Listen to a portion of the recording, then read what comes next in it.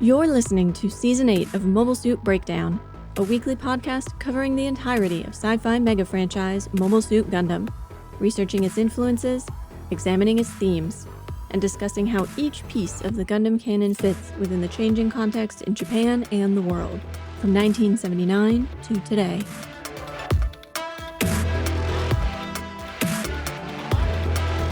This is episode 8.6, Nothing Valued is Here, and we're your hosts.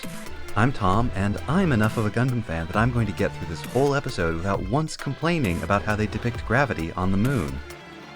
And I'm Nina, new to Stardust Memory and grateful to have finally found out what kinds of posts get me lots of attention on Twitter. Posts about Shima. Mobile Suit Breakdown is made possible by the support of 724 patrons and subscribers.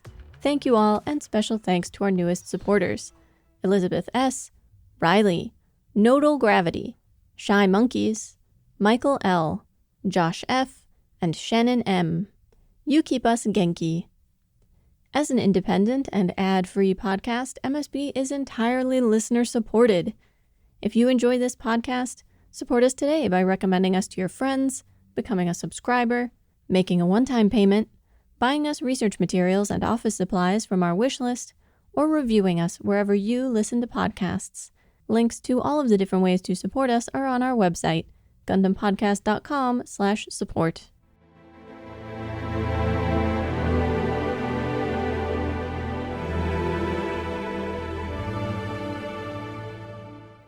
This week, Stardust Memory Episode 6, Von Braun no Senshi. Its English title is The Warrior of Von Braun, and its original English title was Mind of the Moon. It was released on October 24th, 1991. Episode direction and storyboarding duties were handled by Watanabe Shinichiro, and the script was written by Endo Akinori, his second and final script for the project. After this, it's going to be a decade before he returns to Gundam. The amazingly prolific voice actor Genda Tesho joins the cast this week, playing Lieutenant Kelly Leisner. Like many of the staff on 0083, Genda was fresh off of City Hunter, but more relevant for our purposes, he provided the voices of Desert Rommel and Gemon Bajak in Double Zeta, and Slayer Law in First Gundam. He's also the voice of Convoy or Optimus Prime in the Japanese versions of the Transformers shows and movies, Batman in the Japanese version of Batman the Animated Series and its spin-offs, Mace Windu in the Star Wars prequel movies, and Tigger in Disney's Winnie the Pooh. Now, the recap.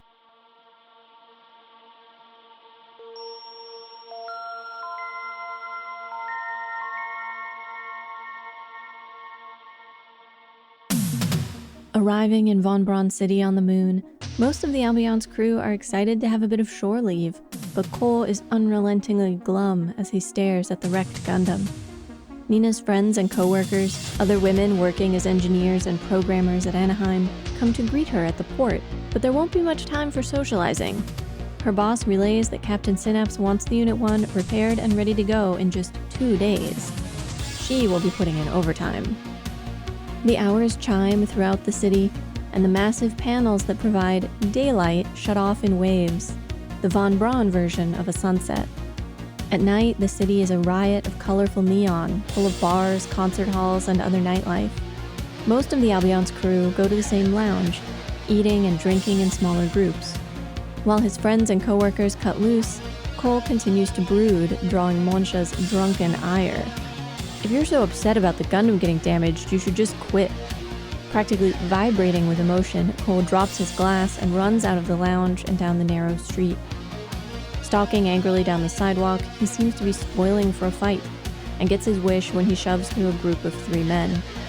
The 3 gang up on him, beating him as they explain in conversational tones that he's not on Earth anymore, and that not everyone in Von Braun sides with the Federation. They leave him curled on the ground in an alley. Just before Cole loses consciousness, he sees a man standing over him.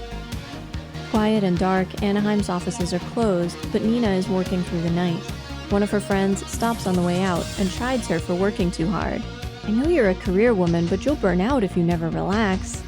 She also hints at a failed romance in Nina's past, and the role Nina's work played in hurting the relationship. On the other side of the city from the port where the Albion docked, a woman in a tan skirt suit exits a nondescript ship and walks down a catwalk to where Nina's boss from Anaheim is waiting with a town car. It's Shima, here to retrieve supplies for Operation Stardust. Anaheim is once again selling to both sides. Having slept through the morning, Cole wakes up in a shabby house in the middle of a junkyard. Outside, he finds the man who brought him, a tall, strong-looking fellow, missing his left arm. The man's name is Kelly. They have lunch together, prepared by a young woman named Latora, and Kelly asks if Cole is a deserter, a question Cole is too surprised to answer. When Kelly returns to work, tinkering with some machinery in a massive hangar, Cole follows, and the older man again tries to find out what happened to Cole. But their conversation is interrupted when Cole, who has been looking around with interest, spots a mobile armor. He immediately rushes over, excitedly asking questions, only for Kelly to angrily fling him back. "Stay away. It's just a hobby of mine," he growls. While some of the Albion crew are driving around looking for the wayward ensign, Cole behaves exactly as we've come to expect, ignoring Kelly's anger and clambering over the mobile armor to get a better look. Before Kelly can take another swing at him, Cole holds up a broken circuit board from the machine, one he believes he can fix. Taken aback, Kelly warns that he can't pay Cole for the work, but Cole doesn't mind. He just wants to be allowed to stay. Cole is working alone when Latora confronts him. "Why are you helping your enemy?" Cole has no idea what she's talking about, and she explains that Kelly fought for Zeon in the One-Year War, which is also how he lost his arm. He has been depressed and angry ever since. She wants Kelly to finally move on from the past, but Cole's help is giving Kelly hope that he and the mobile armor will fly and fight again. After she storms out, Cole imagines what it would be like, as a pilot, to lose an arm, and shudders in sympathy. On his way into the hangar, Cole stops short when he hears voices. Shima is there talking to Kelly, that is, Lieutenant Kelly Leisner. If he has the mobile armor ready by tomorrow, he can join Operation Stardust. They'd be happy to have the additional firepower. Afterwards, Cole confronts him, but Kelly refuses to be lectured by a coward, taunting Cole, telling him to either fight or run. This time, Cole chooses to fight. He punches Kelly over and over, but the bigger man knocks Cole to the ground with a single hit. Latura, returning from town, breaks them up, and Cole leaves. He is walking along a highway when he spots Nina, out looking for him. It's nighttime, and they stand next to each other on an overlook, staring down at the city lights. She wants him to come back to the Albion with her, but there's something he still needs to do. "I promise to come back," he yells, as he runs back toward the junkyard.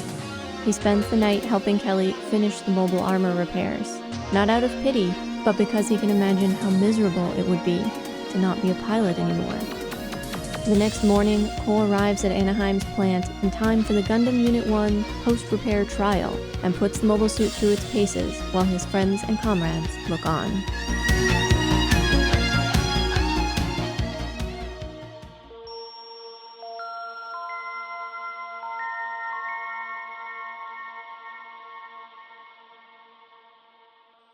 I'm not sure how much I'm going to have to say about this episode, because on one level, a lot of it feels fairly straightforward. The theming, the characters, not a lot of surprises here. I don't know how much deeper I can read into anything on screen. But on the other hand, it's hard to say anything definitive about an episode that really feels like it ought to have a part 1 hanging off the end of the title.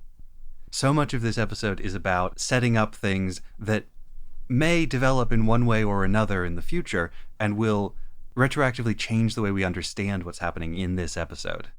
That's interesting because the more I think about this episode, the more I think it contains in it a really crucial turning point in the story. Surprise, surprise, for Cole. It's a whole episode mainly about Cole. Mm-hmm. Other bits of characterization and development slip in around the edges of that, but this is very much Cole's episode and brings what has been sort of an underlying conflict to a head and demands that Cole make a decision. I agree with you as far as that goes, but so much of Cole's development throughout this episode is a result of his relationship with Kelly, and the significance of Kelly to the plot is really only being suggested at this point. There is an ethos, there's a thesis that Kelly represents, but so much of this episode is about laying the groundwork for Kelly to do something in a future episode or episodes that will then cast a new light on everything that's happened in this episode. This might be one of those rare episodes where we disagree with each other, but we're kind of dancing around the specifics. I'm going to dive in. Let's drill down. Let's get specific.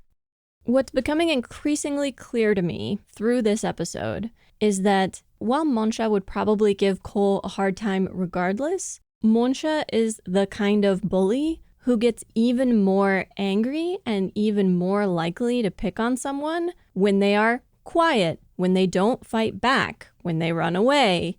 And Cole just keeps running from him. Running from him and running in general, avoiding his problems. His relationship with Kelly is essential because Kelly says, well, if you can't deal with the situation, then better quit now.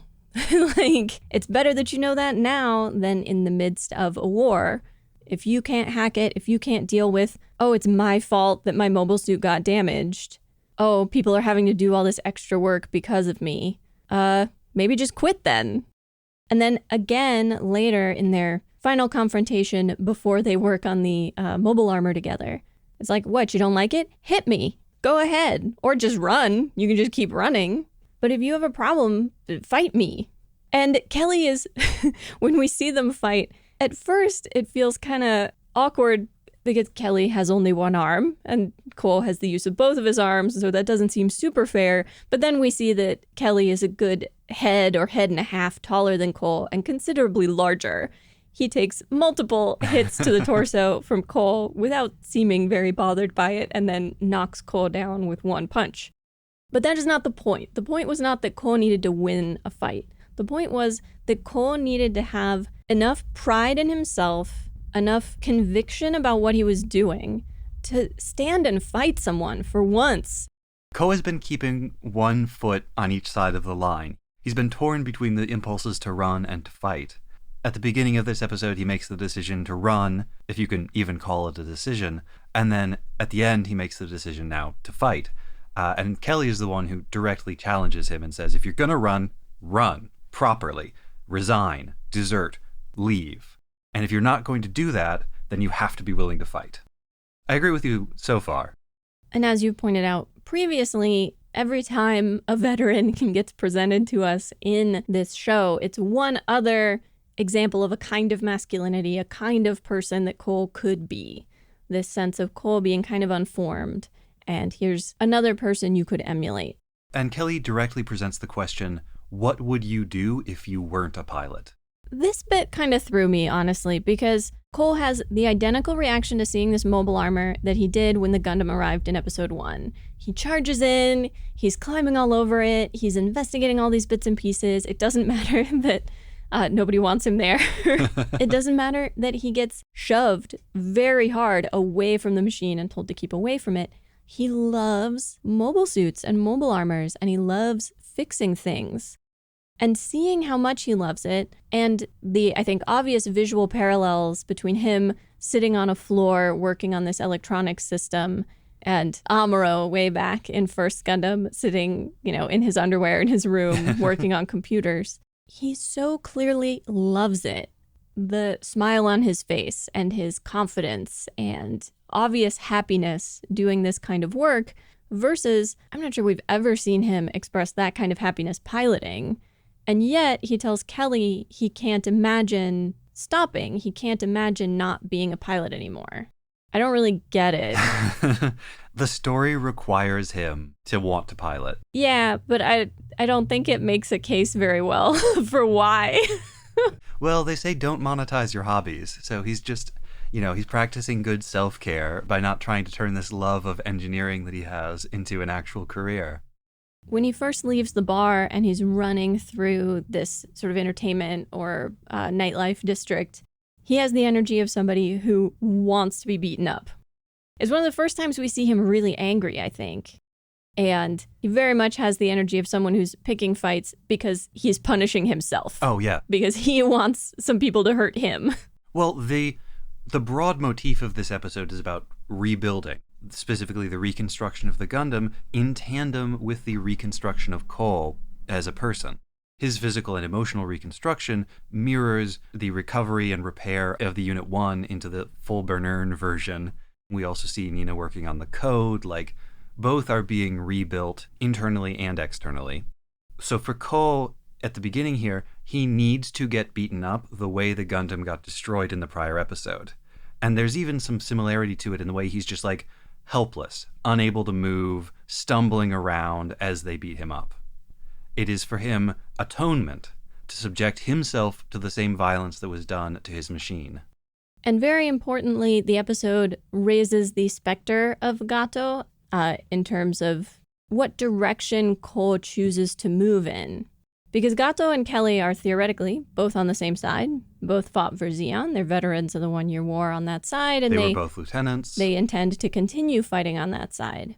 But Kelly's outlook is a much better fit for Cole than Gato's is. Because despite everything that's happened, Cole is still incredibly oblivious. It doesn't occur to him that his failure to go back to base means he's a deserter. He is confused by Latora referring to former Zeons as his enemy. It's almost like he doesn't think he has enemies. Enemy? What enemy? We're not fighting anybody. Kelly's love of these machines and love of being a pilot and having that be part of his identity that he can't simply stop, that is something that Cole understands. See, I think Kelly and Gato have a lot in common. The principal difference is that Gato is lying to himself. You don't think Gato is just actually super naive? Oh, I'm sure that's a big part of why he's able to lie to himself like this. Kelly understands that he's doing this for him. This is about his pride. Gato instead subsumes that feeling, that self-regard, that really very selfish desire to be a pilot into these high-flying ideals of Zeon and like glory and a sort of objective idea of how a man, a fighter, a warrior should behave. Gato is consumed by vanity, whereas for Kelly it's pride. And those two words are pretty similar, but in this case have a crucial difference. One of Kelly's lines made me think of last week's research about holdouts, because he tells Cole, I will not live the rest of my life as a loser. If he stops fighting, he accepts that they lost, that he wasted so much of his time and energy in life and gave up his arm for a failure. And he won't do it. He refuses to do that. Even if their chances are not great at this point, fighting back again, even if he will probably die, he would rather do that than live his life thinking of himself as a loser. There's a really beautiful moment when, with no words whatsoever, just with the animation and how they cut this scene together, they demonstrate Cole really thinking about and feeling empathy for Kelly. Latora has just busted in and yelled at him for getting Kelly's hopes up about the mobile armor and explained that he was a veteran of the One-Year War, he lost his arm. I want him to give up on this machine because I think if he doesn't, he will die. And also that fighting on like this makes him miserable. She's scared for him. But I guess none of this had occurred to Cole. And he imagines not actually fighting in space, but he pictures all the debris, everything that is left after the One-Year War, all the bits of colony and ship and mobile suit floating around in space that he has seen. And then cut to him holding his arm. Mm-hmm. It's a really evocative depiction of empathy, of imagining what someone else must feel. And in an episode that is so preoccupied with repair, reconstruction, building things back stronger than they were before, it is important here that they acknowledge that some things are just broken. Some things don't get fixed. And by the end of the episode, Cole seems to have developed a kind of working relationship to what it is he does and why. Maybe the Fed hasn't given him some very emotional reason to do it, but he is coming to terms with why he does this, and that it revolves around this love of machines that he has. And that he has the self-awareness by the end of this episode to say, I need to figure out what's going on with me. I need to figure out why I got so upset about the Gundam being damaged, or like, I need to figure out what it is in me that's causing this like extra struggle. And that is a counterpoint to much earlier in the episode when he first starts working on the mobile armor and he says, here's the broken bit. He's saying, I need to look inside myself and find the broken parts. I need to diagnose what is wrong with the Ko machine. And that is a very grown-up realization. It is. This is kind of a sidebar, but both him and Kelly and Nina, actually, their passion for these machines that is entirely separate from how those machines are used and what they're for reminds me a lot of the movie The Wind Rises, which was a Miyazaki film. Everybody thought it was going to be his last one, and then he keeps coming out of retirement. But it's about a Japanese aviation engineer, a plane designer, who just loved planes, loved aeronautics, and wound up designing and building a bunch of the fighter planes that Japan used in World War II, but always had this sort of relationship to the designing and building of the planes that was divorced from that. He loved them as a beautiful piece of technology and didn't really want to engage with what they were for.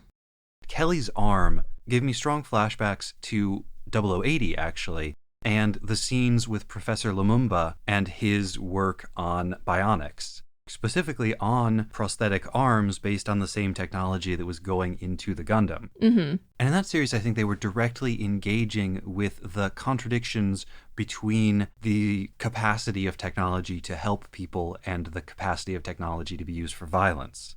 Here, I'm not sure how intentionally they're engaging with that idea, because I think the real problem with this episode is all around that mobile armor, which for Cole, helping Kelly represents this act of like gratitude and healing and the restoration of Kelly's pride. And a desire to kind of engage with an enemy you respect on equal terms. But they're not fixing a tractor. No. They're fixing a mobile armor. Yep. Cole is willingly and knowingly helping his enemy to build a machine that will be used to kill his friends and allies. If it were something else, the episode would be so much simpler. Well, it might almost be too simple. It might almost become trite at that point.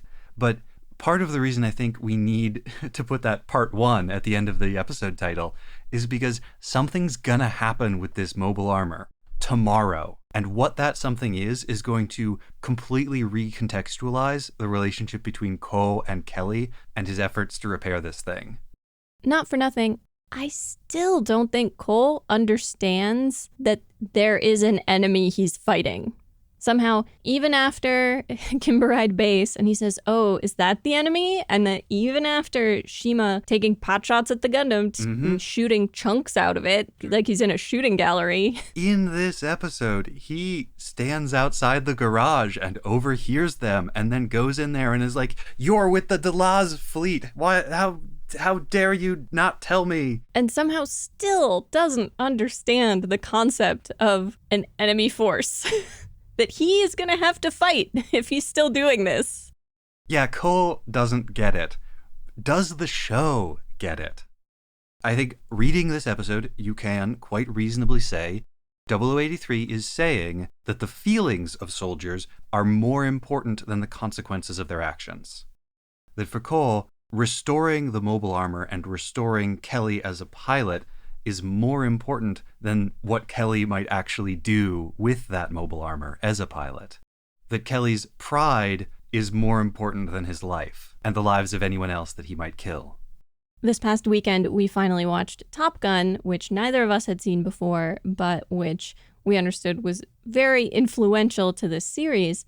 And one of the things that felt very strange to me about Top Gun, that I think is reflected in this series to some degree, is how vague the sense of the enemy is. They're never named. A type of plane is named. And there's no real effort made within the context of the story to justify, like, oh, this is why we're fighting these people. And part of that is because of when the movie came out, and maybe they just count on the audience assuming that, oh, this is the Cold War, so of course it's Russia or a Russian-aligned state. It's some group of people who the audience could shake their fists at and go, the Reds! But on another level, the vagueness makes it feel as though within the context of Top Gun, who we're fighting and why is irrelevant. Well, they have that scene in the opening of Top Gun where they say, It's not our job to decide policy. Right. Exactly. We are the instruments of enacting policy, but it's not our job to make those decisions. Apparently, it's not even something they think about or should think about. Whatever things are like in real life, in real militaries, making that the philosophy of your movie or your TV show is a choice that you make as a writer. And in some ways, Cole feels like he fits within that kind of story, where the fighting is the thing. Technology and skill versus different technology and different skill. Two warriors on a battlefield without all of the uncomfortable emotional context. Yeah, it's very chivalric. It's old-fashioned. It's like something out of Greek epic. The two warriors meeting on the battlefield and treating each other honorably. And reflects a kind of a desire for something simpler, a desire for action and even fighting and even death, to engage with those things on these very limited personal terms so that you don't have to think about politics or philosophy or human rights or any of the bigger, extremely complicated aspects of contemporary warfare. Collateral damage. Yeah. For instance, Gundam in general refuses to let war become isolated and clean in that way. And even within this episode, there are two really important incidents that remind us that all of this is much bigger than just the feelings of these two men. The first one is Latura, who directly challenges Cole. Why are you helping your enemy? Why are you doing this? You dumb idiot. Second point, Shima, when she shows up to meet with the Anaheim director, and she's like, if you double-cross us, I'll drop a colony on the moon. So, very clearly, there is a direct threat to the whole city, all the civilians. The conflict is not just about duels between Gundams and Gelgoogs. And that may well be the source of sort of further development in Cole as the story moves on. Because we're on episode 6, it's 14 episodes total? 13. So we're only halfway through. Lots more stuff is going to happen. After having decided to stay out of this sense of personal pride and that he can't imagine stopping being a pilot, some other things may happen that lead him to some other conclusion or some other reason to continue fighting. The kind of story I was describing earlier that is sort of devoid of all of those external details and boils everything down to one-on-one conflict, that's more like a fairy tale. Gundam tends not to do fairy tale, and so that conflict between the way in which he's kind of come to terms with sticking with it as a pilot and the fact that he's done so by ignoring all of these broader issues and even personal stuff like the danger that he's putting his own friends in, that conflict is probably going to drive further character development on his part. Right. Hypothetically, if Kelly goes out there in this mobile armor and kills Keith in the next episode, I'm not saying that's going to happen, hypothetically, how would Ko react to that? You helped fix the machine that killed your best friend. Right. And whatever Kelly does, Ko has helped to fix a machine that does killing. That's its purpose. That's the one thing it does. A mobile armor is even less multi-purpose than a mobile suit. Yeah, Kelly really made me think about, this whole episode made me think of some of the socio-political issues. Once again, Anaheim is playing both sides against the middle. That's basically what they do. Nobody puts a stop to them. I assume everybody kind of knows, at least everybody important. Nina would probably be horrified, but she ought to know better. The Federation, now that they don't feel like Earth is being threatened, has decided to take a wait-and-see approach, which is basically their approach to every problem. Yeah, they were all panicking when they thought they might get killed, but now that it's just going to be some people up in space, who cares?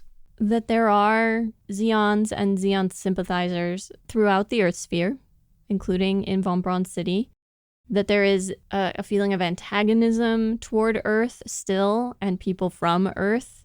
Delaz's speech is playing on those TVs at the front of the electronics store, and there's a crowd watching. There is, but I paid special attention to that crowd, and overall, I would say there's no sense of, excitement. No one is cheering. No one is chanting the old war cries. Everyone looks curious and a little worried, interested in how all of this is going to affect them, but not involved. Yet, but sort of raises the issue when you've had a war. How do you reintegrate your society? That's an aspect I wish the series would go into. I would like to see some former Zeons, especially former Zeon soldiers, who actually gave up the fight.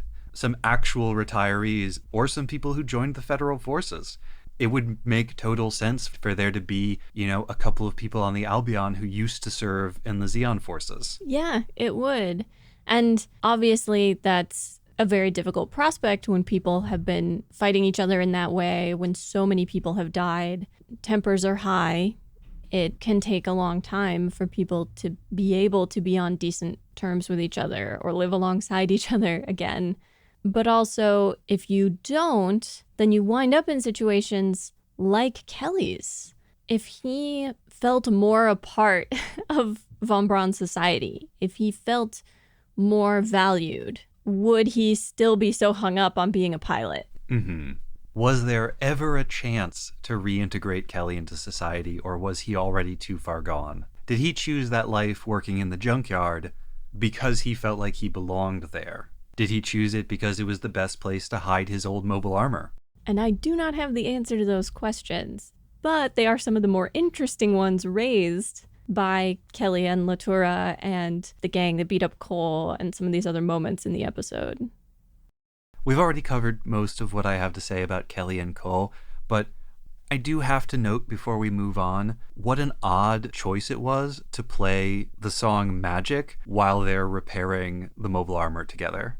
Yeah, over that montage. So far in the show, they've only got like 3 songs and 2 of them are the same song, and they keep using them alternately at crucial moments. In this episode, they use Magic for the repair scene, and then when Cole is piloting the Fulber Nern for the first time, they switch over to, I think it's Back to Paradise. But Magic is a love song, pretty explicitly. It suggests some things that don't seem to have been where the episode was going more generally. Maybe Cole's true love is mobile suits. I mean, I can't argue with that. They also brought back the kind of spooky, discordant music that I noticed when they are headed out to the second of Gato's rendezvous points, where he's going to get picked up by the submarine, or the boat deployed by the submarine.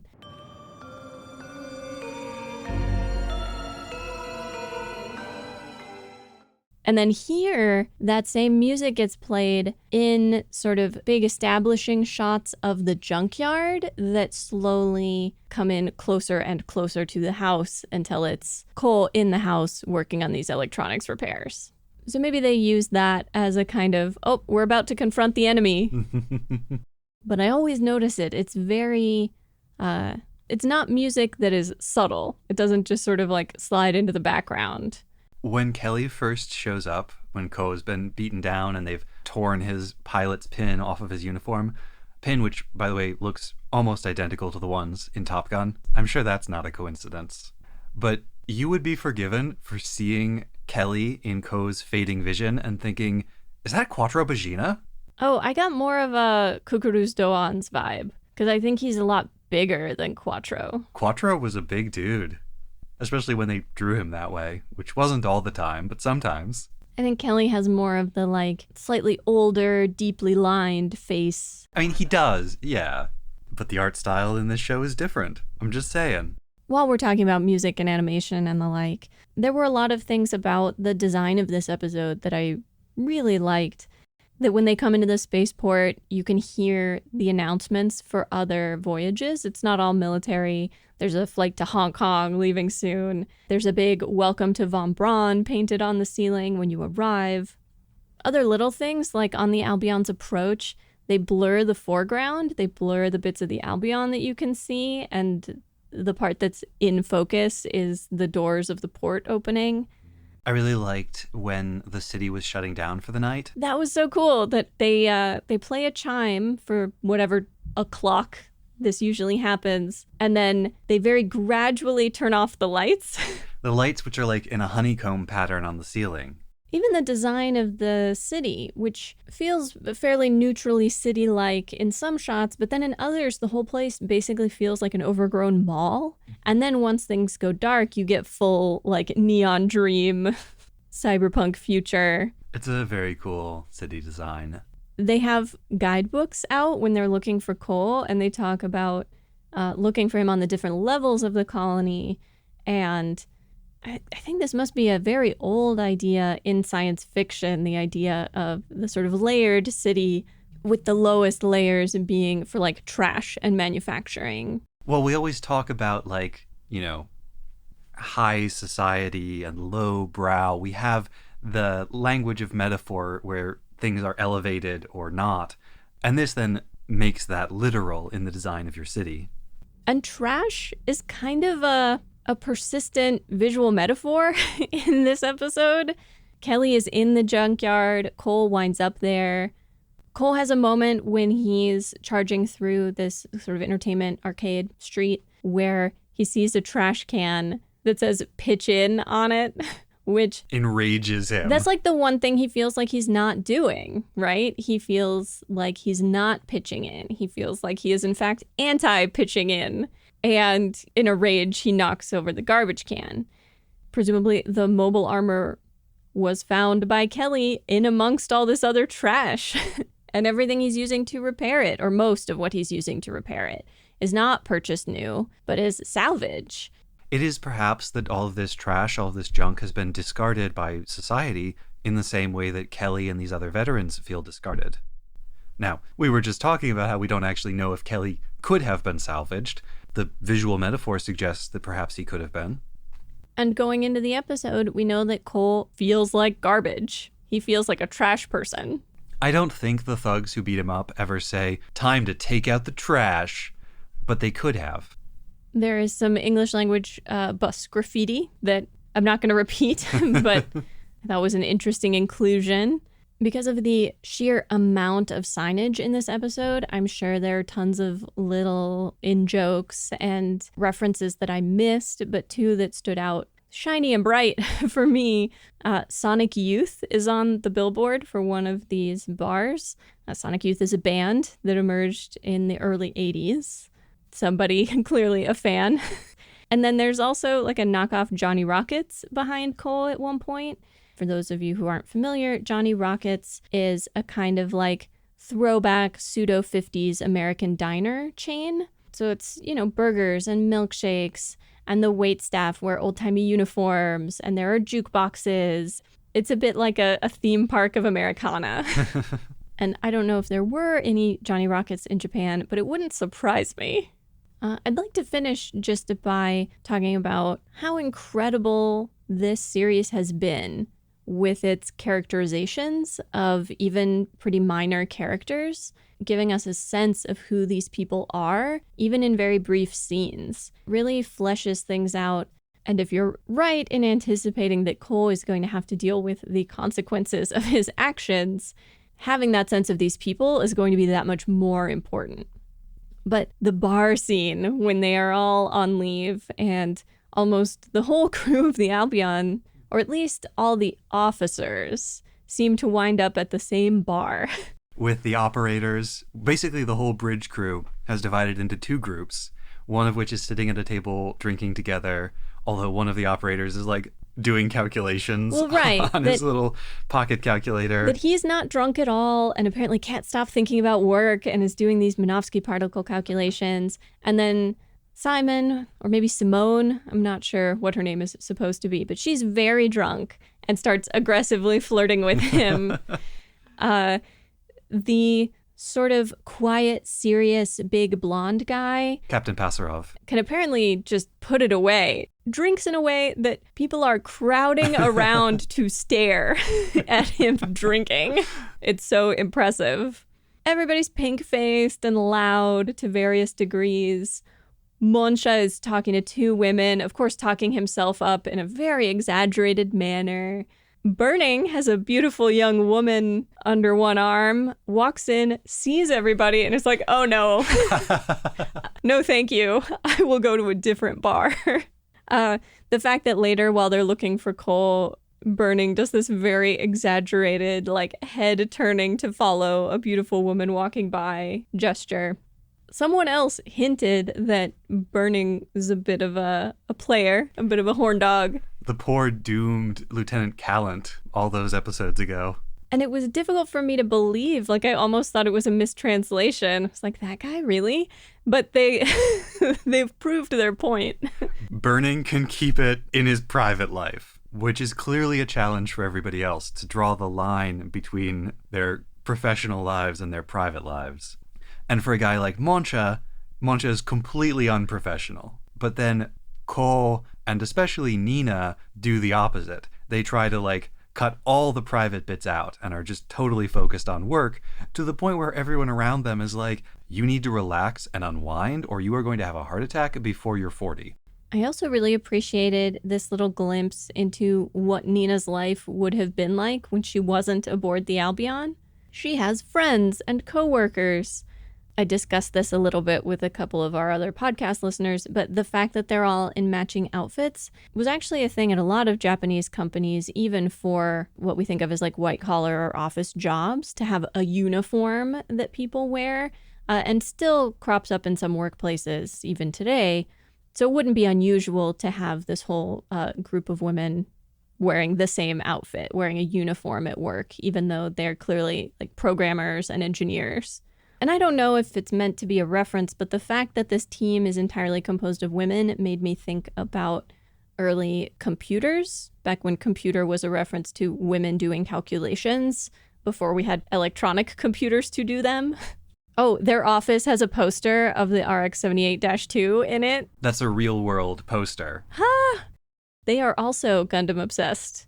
But her friend sort of vaguely mentioning some past romance that didn't work out. Nina's dark history. And it's implied that that is because Nina is such a career woman and so focused on her job. And her friend / coworker is assuring her, oh, I'm certain that you could find a balance. Just because you're serious about your work doesn't mean you can't ever have a romantic relationship. Clearly, this has been a struggle for Nina in the past. Once burned, twice shy, she's decided at some point not to pursue romantic relationships because of this past thing. And then hilariously, her friend refers to Mr. Gundam as, oh, is Mr. Gundam enough for you? And she means the mobile suit, but we could also call Cole Mr. Gundam. No, Mr. Gundam is my grandpa. Just call me GP01. I wish they would actually say the name of the mobile suit in one of these episodes so that I could say it here. I'm actually not sure if they ever say it at any point in the series. You were talking about the characterization, and one thing that may slip past a lot of people, I don't know if the dub even tries to reflect this, the subtitles only get it some of the time, but I think Moncha habitually misspeaks. He's drunk a lot of the time. Oh yeah, but in this episode, when they're leaving and someone is like, oh, did Nina turn you down again? He's like, she had work. She had to go to work. That's why she couldn't go on a date with me. He doesn't say shigoto, work. He says shimoto. And in a prior episode, when he's cursing Mora, he's trying to use a curse word to insult her, but he misspeaks. He mispronounces it. Mora corrects him.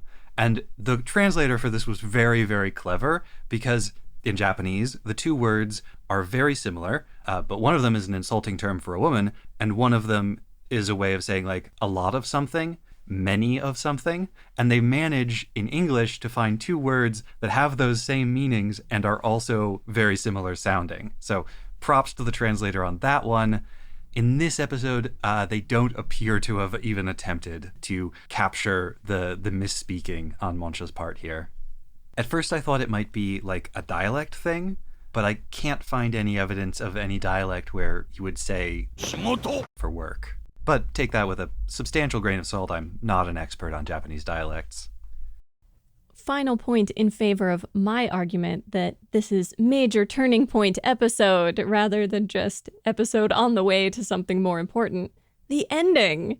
The fact that we go from a music over montage into him at the trial with this array of people standing perfectly still watching him, and then him launching the Gundam, towards Earth.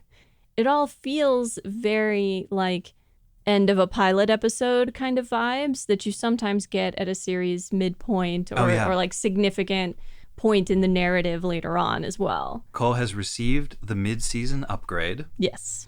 Which coincides with the reconstruction of his own self. The new mobile suit, the new Cole, now united. And up until this point, there's been a real uncertainty about how Cole and the Gundam relate to each other. Is the Gundam Nina? Is the Gundam Nina's child? Is the Gundam Cole?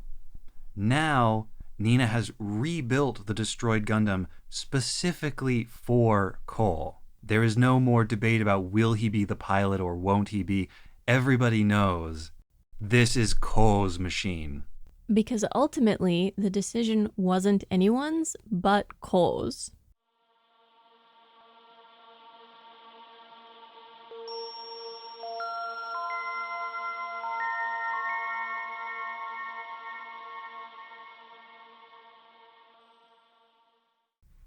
And now, Tom's research on Cole's balancer issues.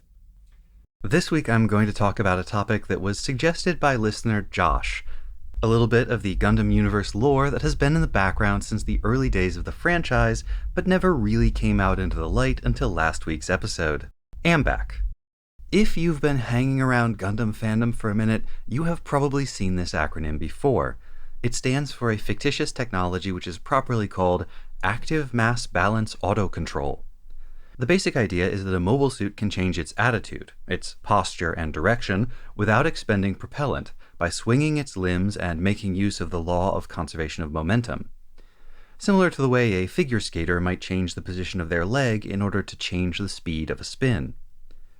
In space, then, if a mobile suit uses internal motors to swing its arms and legs like this, conservation of momentum requires its body to then turn, like so. There's no need for verniers, those smaller maneuvering thrusters that augment a main propulsion system. Of course, in the real world, astronauts do this too, although due to NASA budget cuts, they're forced to use their own human bodies instead of cool giant robot suits. Incidentally, the full Bernern version of the Unit 1 Gundam, which debuted in this episode, by rights ought to be full Vernian, referring to its many additional verniers. I assume that the original Bernern romanization was just a mistake, but it's one that's stuck around ever since, and I think we can assume that it's just going to be with us forever. It is very funny to me, personally, that this show includes a character named Burning, the opening track includes the line, "I've got a burning heart," and the main character pilots a mobile suit with full burn in its name, and yet none of these three things are in any way connected to each other. But I digress. Minimizing the amount of propellant necessary for maneuvering in space isn't just a question of being stingy. Every gram of fuel loaded onto a mobile suit means less capacity to carry armor or ammunition, and every additional gram increases the suit's mass, making it less maneuverable and thus requiring even more propellant in order to be able to move. On the other hand, the fusion reactor powering the mobile suit produces a relatively large amount of electricity. Powering the electric motors that drive the limbs and make AMBAC possible is trivial by comparison. Though never named explicitly by its acronym, AMBAC looms large over Episode 5.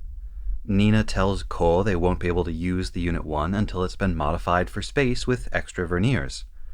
Cole counters that the Gundam could be usable as is, assuming they can adjust the balancer for space use.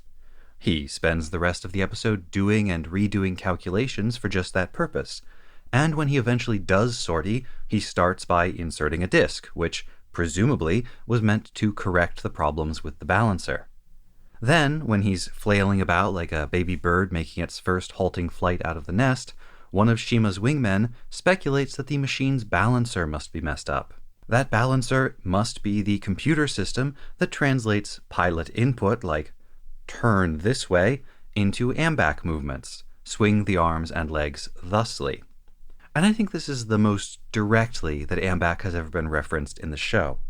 But the concept was already a decade old by the time 0083 came out.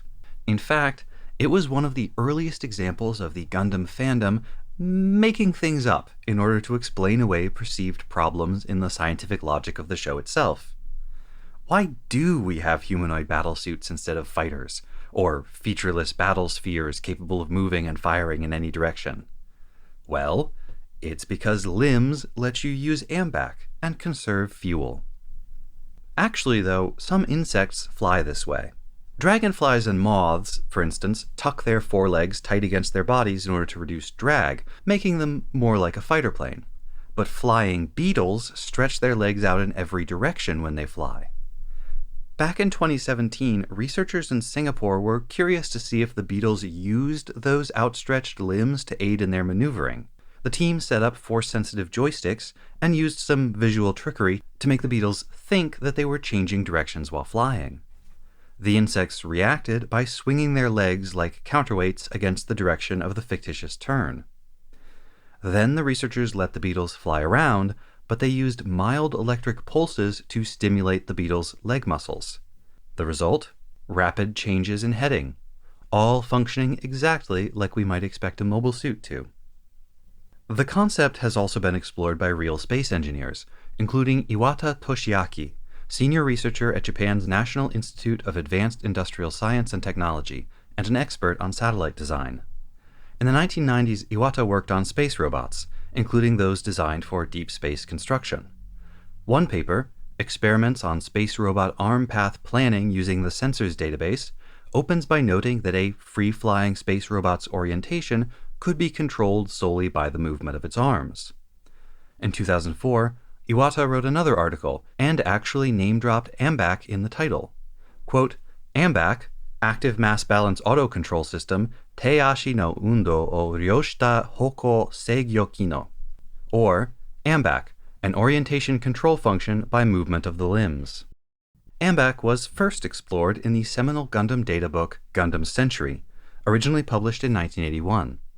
I've talked about Gundam Century before and in more detail back during Season 5, Episode 8, because it was also the first sourcebook to establish Sydney, Australia as the epicenter of the Operation British Colony Drop.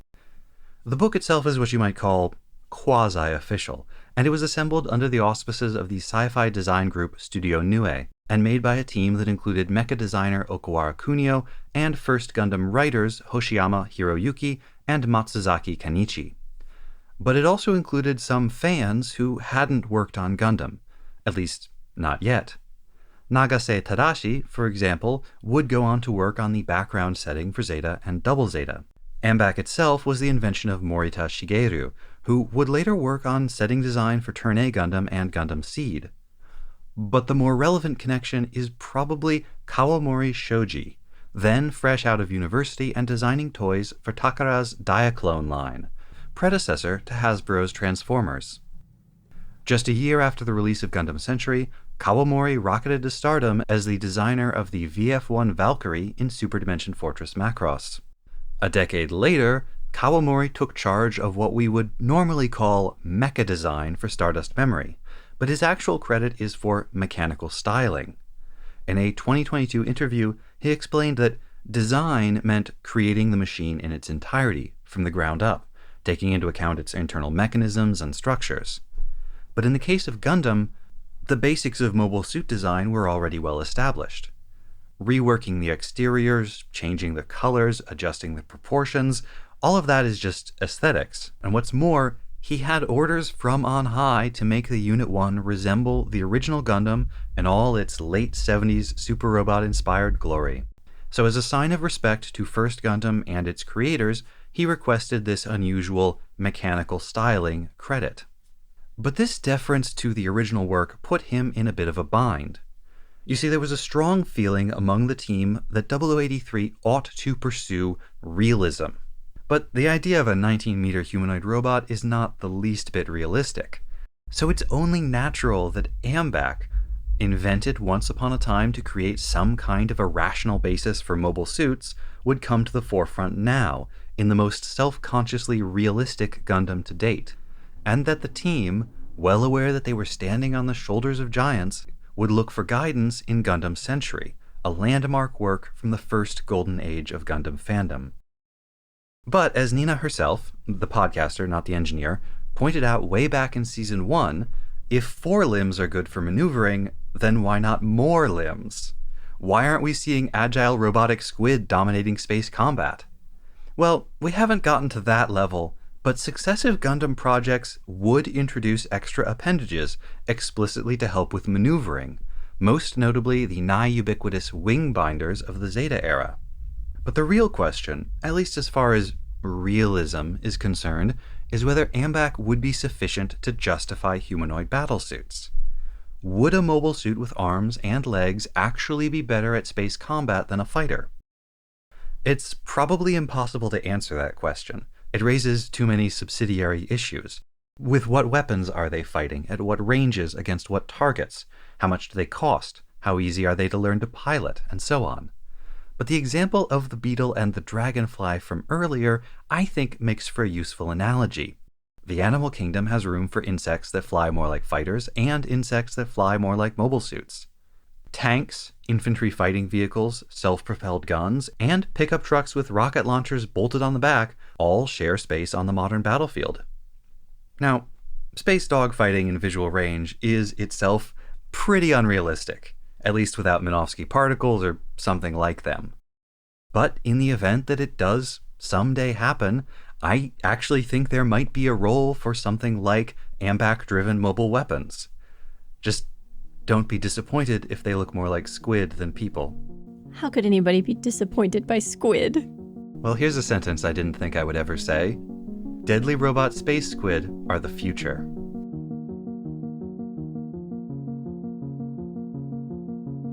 Next time on episode 8.7, the danger is unleashed only if you substantially disturb this place. We research and discuss Gundam 0083 Stardust Memory, episode 7, and Cole's confidence is directly proportional to his proximity to the Gundam. G-Flutter, Gang Flag, and other technobabble. Curse your sudden but inevitable betrayal! Hey, it's the park from Zeta. Keith is his wingman. Get it? Get it? Do you get it? Maybe Cole should be looking for a love affair. I wanted to talk to you about the noise in my heart. Oh, it's that weapon from First Gundam. The legs are just for show. And I just want to wrap Keith in bubble wrap and keep him safe forever. The danger is still present in your time as it was in ours.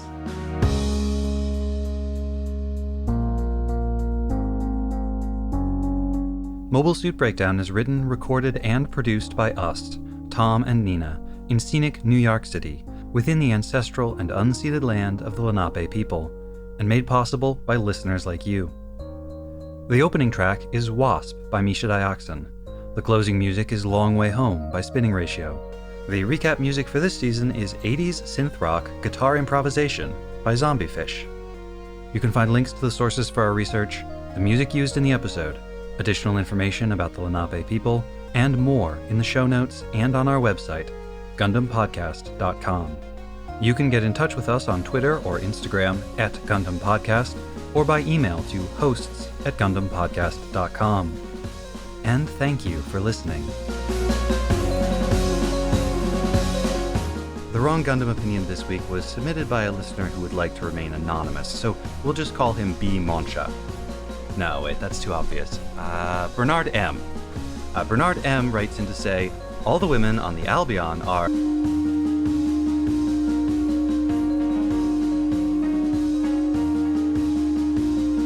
Well, Bernard, I don't think I agree, but I have to respect your audacious mustache.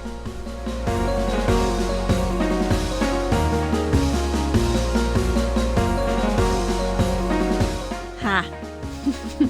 Probably edit out that laugh. That was weird.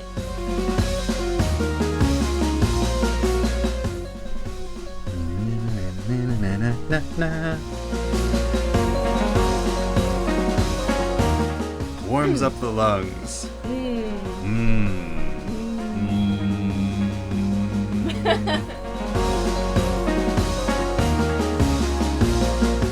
Nina, England isn't a real place. They want you to believe there's a whole country full of places with names like Beefington on Westhamshire.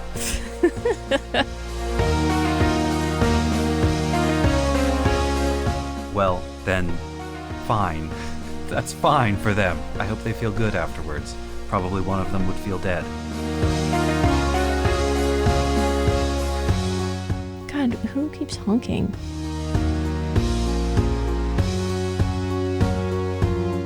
Might put an insert here depending on what we find out in the ensuing days.